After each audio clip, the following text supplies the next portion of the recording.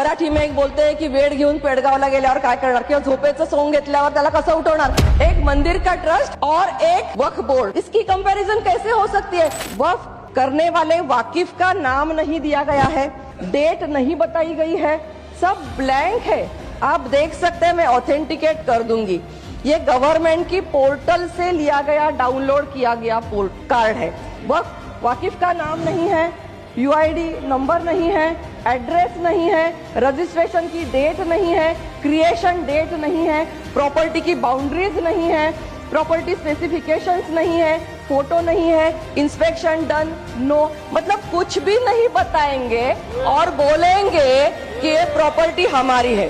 और जब पूछा जाए तो बताएंगे कि 200 साल 300 साल पुरानी है। 200 साल 300 साल पुरानी कैसे हो सकती है। 1950, 1954 दोनों आप स्टैटिस्टिक्स देखिए।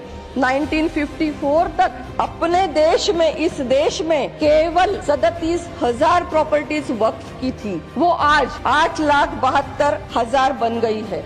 तो दुगनी तिगनी चौगुनी, मतलब सच्चर कमेटी के दरमियान 4.5 लाख थी, समझो इतनी कहां से बढ़ी। अगर मुसलमान भाई बहन हमारे यहाँ के गरीब है तो इतनी प्रॉपर्टी कैसे बनी। और 200 साल की प्रॉपर्टी वहां क्यों नहीं रिफ्लेक्ट हुई 54 साल में। 1954 में जो प्रॉपर्टी दिख रही थी वो 37,000 ओनली थी। तो वो प्रॉपर्टी 200 साल की अगर प्रॉपर्टी आपके पास इतनी है, 8.5 लाख प्रॉपर्टी 200 साल की अगर है, तो वो वहां रिफ्लेक्ट क्यों नहीं हुई।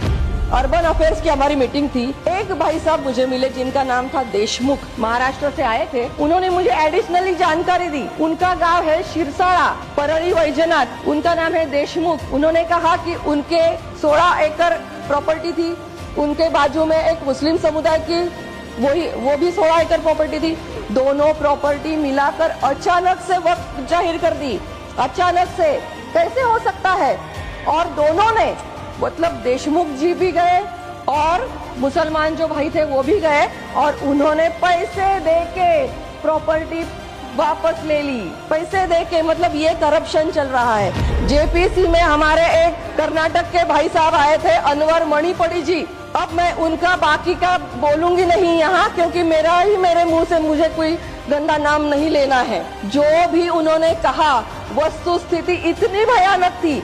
2,30,000 करोड़ का घोटाला उन्होंने बाहर निकालने की कोशिश की थी और उनको वहां बोलना न दिया जाए, इसलिए उन्होंने बॉटल फेंक के मारी। आपने किस्सा सुना होगा। मैं किसी का भी नाम नहीं